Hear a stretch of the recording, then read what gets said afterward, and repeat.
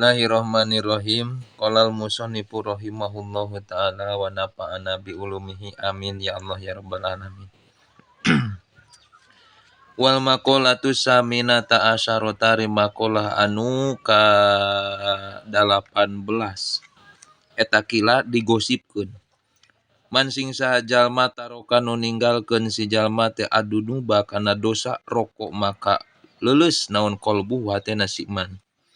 Payak balu maka narima si man teh an-nasihata kana nasihat wayah sya'u sareng khusu si man teh laha kana itu nasihat.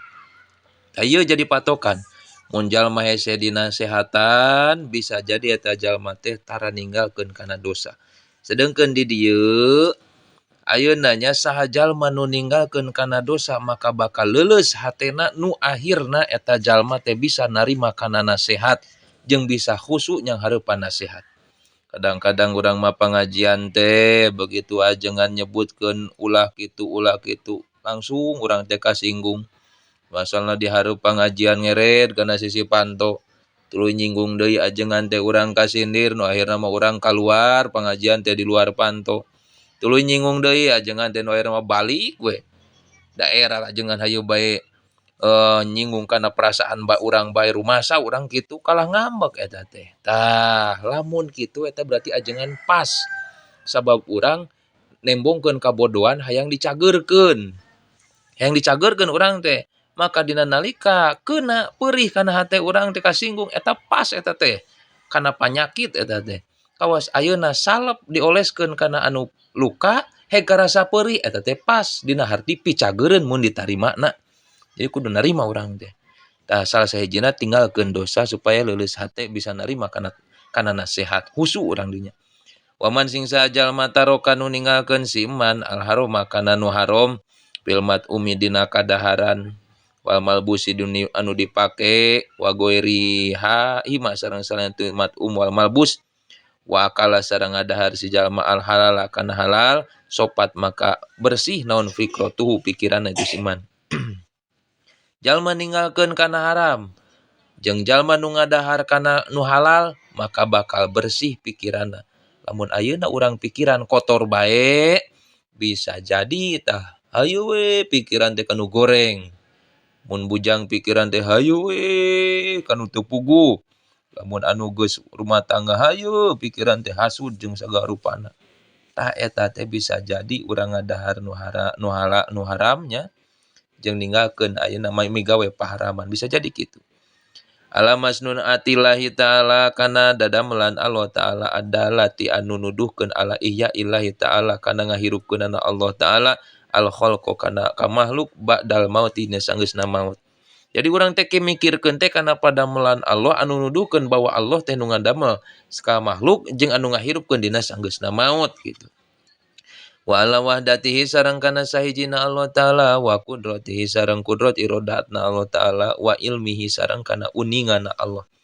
Wa dzalika sareng ari itu sopat fikratuhu et bi anta amala kalawan yenta mikir-mikir si jalma bipikrihi ku pikiranna si jalma wa tadabbaru sareng nyusun-nyusun ngatur-ngatur si jalma bi aklihi ku akalna si jalma. Anallaha sanyana Gusti Allah eta khalaqo ngadamel Allah min nutfatin tina cai mani pirrohmi dina rahim. Paja'ala teuing ngajadikeun Allah kana itu nutfah ulqatan kana getih kimpal sumamudgotan kulu kana dagingnya. Daging kimpal dagingnya summa khalaqa teuing ngadamel Allah min hatina itu mudghah lahman kana daging wa udman sareng kana tulang wa urukon sareng kana urat wa as'aban sareng kana pirang-pirang otot.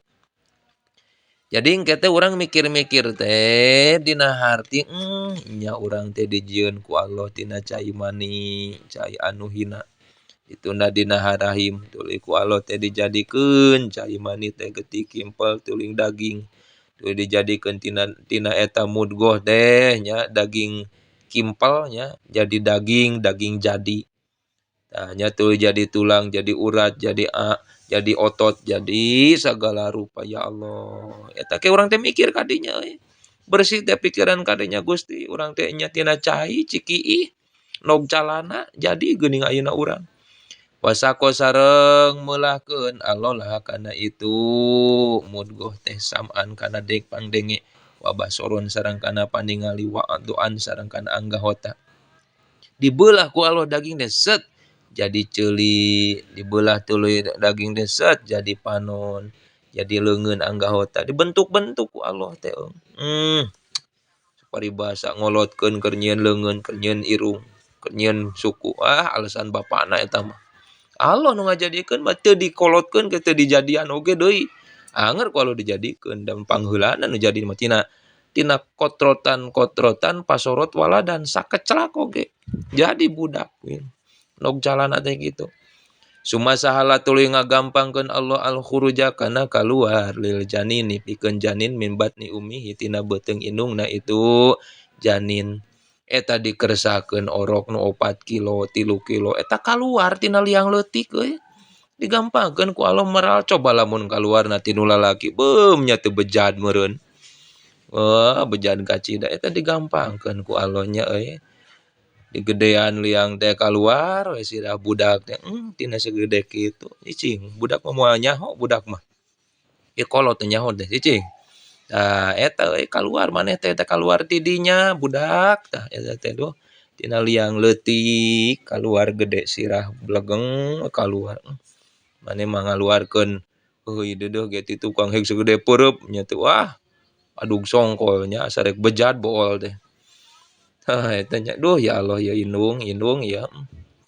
Eta nu dikersakeun deui Gusti ya Allah wa alhama ngailhaman Allahu ka itu janin irtidoa sadyi kana nyusu kana pentil susu eta nyaho si janin euy nyosor akur kos bapana apaleun kana pentil susu.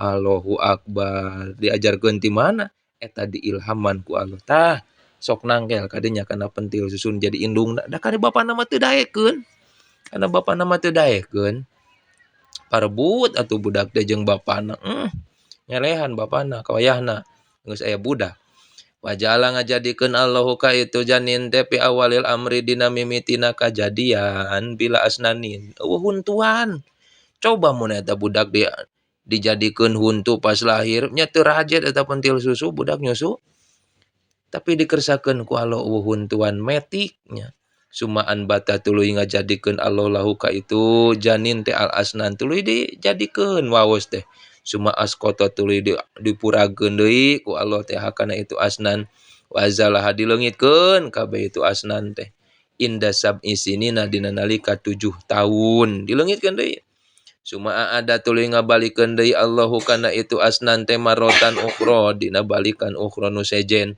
dijadikeun deui nepi ka ayeuna aya tuluy eueuh deui geus kolot mah waja'ala ngajadikeun sala Gusti Allah taala ahwalal abdi kana tingkahna abdu teh mutagoyyarotan barina beda-beda kana beda-beda terus min sigorin ti mimiti leutik ila kibarin tuluy gede wa min sababin tina ngora ila haromin kana kolot terus gitu wa min sihatin tina cager ila sakomin kana gering diputer-puter budak beda jalma teh rupa-rupa wajala ngajadikeun Allah al abda ka hamba teh kula yaumin dina saban-saban poe yanamu sok sare itu abdun teh wayas tae kodo tuluy hudang itu si abdun teh nya kadang sare kadang hudang gitu nya kawa si eta na bapana kadang sare kadang hudang tergantung kebutuhan wa kadalika nya kitu deui sapertikeun ayeuna itu si abdun teh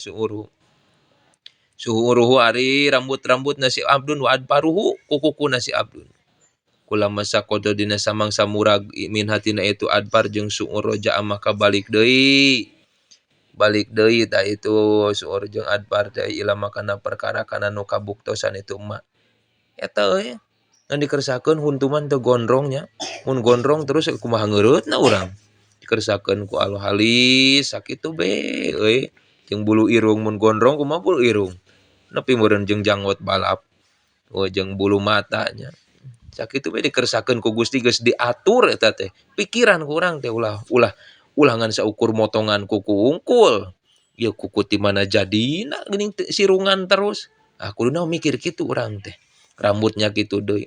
Ya Allah ya Robbana. Urang mah tinggal ngareunahna nya mah geus dicobot ku Allah teh kuku karasa urang kumaha kukuan teh. Meureun teh jiga lapis legit mah ramonya kukunya tulangan leuleus meureun. Eueuh we Tuhan cak ka mana yeuh.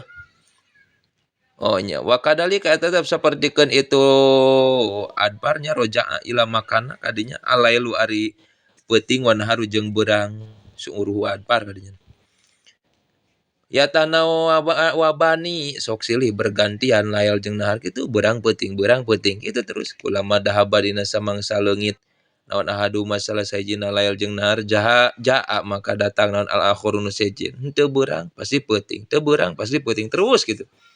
Wa kadalikanya kitu di asyamsu ari matahari wal qamaru jeung bulan anu jumu jeung bentang wasihabu jeung mega wal mataru jeung hujan kitu matahari bulan bintang tuluy deui mega hujan silih bergantian kulluha tegasna sakabehna itu samsu qamar nujum sihab mator taji datang itu nu kabeh teh wa tadhabu seung indit nu kabeh teh wa kadalikanya kitu deui saperti kulluh al qamaru ari bulan yan mahiku sok kada ngaleungit qamar teh kula syahrin dina tiap bulan sumaya takamalu tuluy jadi sampurna eta bulan teh purnama sumayan mahiku tuluy leungit deui eueuh si qamar teh wa kadzalika tetep sawerikeun qamar al kusufu ari gerhana lisamsi pikeun matahari wal qamari jeung bulan terus kitu.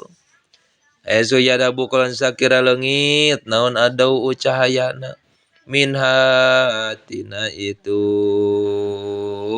samsu jeung qamar sumaya udu balik deui eta cahaya teh. Wa kadalikanya kitu deui sapertikeun samsu qamar daun samsi qamar teh nya. Al ardu ari bumi takunu kabuktosan ardu eta yabisatan kadang garing. Sumayan butuh tuluy yan butuh ngajadikeun asalo Gusti Allah pi hadina itu ardu anabat tuluy we. Tanah mana yang tidak basah saat terkenai air hujan. Bijil we euy. Jajadian jujukutan. Patang udu balik deui itu nabat teh yabisatan garing deui tentuna mah. Sumatan butuh tuluy ngajadi deui itu nabat teh marotan dina balikan ba'da uhro dina seunggeusna balikan nu sejen. Kitu deui kitu. Garing aya kusaha eta Allah. Allah maparinan ka urang teh nikmat ijad. Ditambahan deui nikmat teh imdad, pitulung terus ku Allah, mutagoyaratan. Barobahna urang teh eta dina imdadna Allah, pertulungan Allah terus urang teh. Paladi maka aridat qadaranu kawasa itu ladi ala dalika kana itu nu kabeh kulihi tegasna kabeh dalik eta qadirun kawasa ala ihya'il mauta kana ngahirupkeun nu maot ke kawasa Allah teh. Bada panahim dina geus-geusna ruksakna sakabeh alam dihirupkeun deui ku Allah kawasa fil ardi di jero taneuh ge kawasa Allah teh boro-boro nyieun anu geus aya cacak nyieun anu can aya ge Allah kawasa tinggal ngeprint deui urang teh di-print kaluar. Pa'alal abdi maka wajib ka si hamba teh ayak suro yen teu ngalobakeun si abdi al fikro kana mikir bidalika dina itu nu kabeh hatta yakwa sehingga kuat naon imanuhu imana itu si abdun bil ba'si kana hudang ti kubur ba'dal mauti dina saenggeusna maut. Wa yu'alimu wa ya'lamu sareng nyaho itu si abdun teh anallah kana sanya si Allah eta yab'asu bakal ngahudangkeun Allah wa yujajihi sareng ngabales Allahu ka si abdun bi amalihi ku amalan si abdun sing boga kayakinan urang teh Allah bakal ngabangkitkeun urang ti alam kubur jeung bakal ngabales sagarupa amal urang. Famay ya'mal misqala dzarratin khairan yarah, famay ya'mal misqala dzarratin syarran yarah. Bakal dibales sagede ku. CCTV Allah leuwih canggih tinimbang CCTV manusia. Fa'ala qadri quwati imanihi netepan kana kakuatan kana ukuran kuatna imanna si abdun bidalika kana itu nu kabeh yazdahidu sungguh-sungguh si abdun teh fi taati dina taat wazina bil mukhalifati sareng ngajauhan pirang-pirang anu nyulayaan lisar kana agama. Mudah-mudahan urang sadayana bisa sering tapakur kana dadamelan Allah nu akhirna mata ngadeukeutkeun diri ka Allah, bisa istiqomah dina ibadah, ngalaksanakeun parentah Allah, ngajauhan nu dilarang ku Allah. Amin amin ya Allah ya rabbal alamin.